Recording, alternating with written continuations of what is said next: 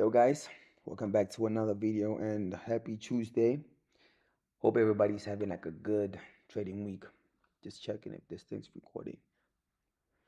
So yeah, today I'm gonna be talking about time-based ranges arrays, time-based range arrays, right? Basically, this is basically a PD array, right, that I utilize personally.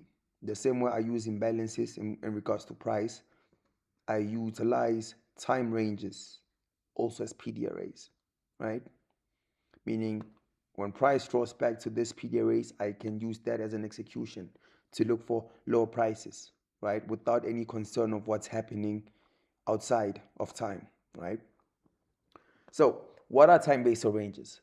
Ranges, right? Time-based ranges are basically full quarter cycles, right? In which price draws to, meaning Q3 is always reacting off Q3 on both higher time frame and lower time frame, right? On just different cycles, right? So how you wanna see this? You wanna outline your dealing range, your time-based dealing range, right? Would be a full quarter Q3. It can be Q1, Q2, Q3, and Q4. In this case, I'm utilizing Q3 because it's ideally the best and the easiest one to learn, right? This whole entire range, right, is like a magnet in which all further and future price deliveries within Q3 draw to and react from, meaning this full range behaves the same way as imbalances, right? Whereby price draws to them and then repels off them, draws to them and then reacts off them. You understand? You can utilize them as draws on liquidity, or you can utilize them as reaction points. Personally, I use them as reaction points, meaning I use them to set up my buyers and my executions. You understand? To simply explain it in this case, right? We on the 90-minute time frame. This is universal to whatever quarter. You can even utilize it on this big ranges. You can utilize it even for entries on the 1 minute or even on the 15 second. Does not really matter, right? Notice this Q3, this small one right here, draws to this one. What price does is it opens, draws into the range, and then repels, right? That can be seen by you identifying the full quarter range, right, of Q3, right? Identify its high and its low, right? When you want to set up bias, you only anticipate, or at bare minimum, right? You just want to see price drop back into the range, right? And as soon as price draws back to the range, then you are basically going to be looking at this dealing range right here as a premium array, a time-based range array, which is supporting lower prices, right? It's within a premium. In premium, you're looking for shorts, meaning anywhere within this range, you are only looking for lower prices, if that makes sense, right? Anything below it, right? Anything below it, unless it's a time-based range, right, is regarded as a discount, meaning you want to avoid taking any trades that do not that are not within this range or do not react within this range, if that makes sense.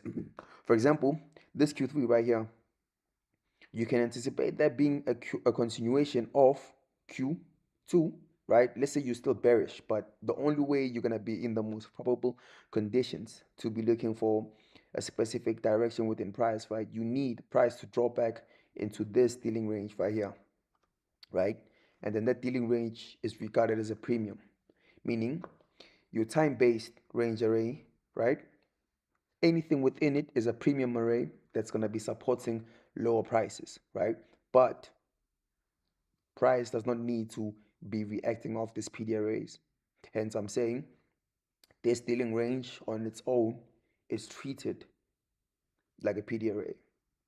Basically, I would see this the same way I see order blocks, right? This is like my little dynamic order block, or it's my time ranged order block, right? Traditionally would be outlining, if we're bearish, like this right here as an order block that should be supporting lower prices, right? But with me, I'm only utilizing the whole entire range, right? Price just needs to open, then draw to it, right? And then repel. When price opens outside this range and it opens below it, it's opening within a discount. If it opens above it, it's opening within a premium. So therefore, this becomes a discount to support higher prices. In this case, it opened below, right? So it opened within a discount, right? Then you want to see price draw into a premium, right? The discount is ideally dynamic, right? Meaning there's no fixed size in pips or levels, just anything below the range. Even if this discount can be this low right here, does not really matter. As long as price does not touch this dealing range, we're regarding it as within a discount, right? And within the dealing range is a premium. Price only needs to draw to the range and then react off it. It's just ideally better for refinement issues when it's reacting off a PD array within the range, if that makes sense, right? This high right here, right? Anything above it, this high, would be regarded as an extreme premium if price opened below. Meaning, if price was to draw higher, sweep this liquidity. As long as price does not close above this liquidity, this becomes time-based liquidity. Meaning you can utilize that liquidity for lower prices as a liquidity sweep within Q3 only. Right? It's the same way with this low right here. This low is basically an inverse, to say the least, an inverse liquidity point, whereby now sell side liquidity is behaving as buy side. We basically have a inverse liquidity sweep above price, meaning price draws higher to sweep sell side. You understand? Dynamic. You're inverting everything. Price draws above to sweep dynamic liquidity and then repels lower, right? I just simply explained this in the simplest way as breakers, right? Price opens, draws lower, and then you'd regard that liquidity as a breaker. But basically, it's sell side being inversed as buy side. It's changing or taking the characteristics of buy side, if that makes sense.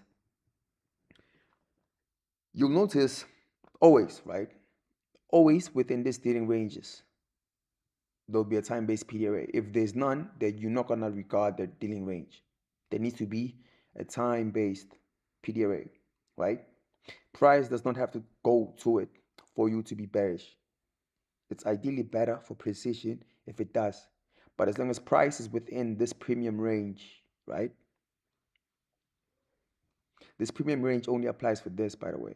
We have this type of premium and we have dynamic premium, which is made via the true opens, right? This is for your PD arrays, meaning your PD array will only hold within this range right here, right? This imbalance, when price does not draw to it, it becomes a breakaway fair value gap. And that's ideally indicating that price is in a hurry to go somewhere. As you can even see by the impulsive candles drawing lower, right? Price is basically telling you there's not enough time for us to get here and then react lower, because we need to get to our next point of interest, if that makes sense, right? And a little way in which you identify potential breakaway fair value gaps, right, is when price draws to the liquidity, the low of this dealing range right here, right? It draws to the low, right? Like this. And then it closes below. Most often than not, you see a candle close above and then close below. The minute it closes below, right, that range becomes a breaker. The low becomes a breaker. In other words, it becomes inversed liquidity, right? Sell side supporting lower prices. Price goes back higher to sweep sell side. I know that it sounds a bit crazy, but these markets are dynamic. That's basically how they're booking. It's just that it's very hard to see when you don't understand, and it becomes way, way easier as time goes in, right? Price draws higher to sweep sell side above, right? And then draws lower, right? Mostly people would regard this as support. That's basically true support in a way. In the easiest language, I personally don't like using these terms. This would be resistance for lower prices, right? This whole entire dealing range is behaving like a full order block. Within it, you'll have time-based PD arrays. If it's not going to be a fair value gap, it's going to be a liquidity void. If it's not going to be a liquidity void, it's going to be a volume imbalance. Any forms of imbalances have to form within this range. Above it will be time-based liquidity that will be ideally respected only within Q3. Q4 is just going to go through that high and ideally seek to target its next key point, if that actually makes sense, right? And another thing I wanted to add on, right? This time-based steering ranges should be no more than 5 to 6 candles, meaning this steering range right here, this full quarter range right here, this big one, right, will have a lot of candles. You cannot use it for this time frame. The minute you go to a specific time frame and these candles right here seem to be more than 5 or 6, that means that is not your dealing range for that specific time frame. That's just a full quarter cycle, right? Your time range arrays, your dealing range, right, needs to be less than 5 or 6 candles. That's how you can identify it. It's the same way with your time-based PD arrays. That quarter range, those time-based PD arrays need to be within a range that is less than 6 candles, right?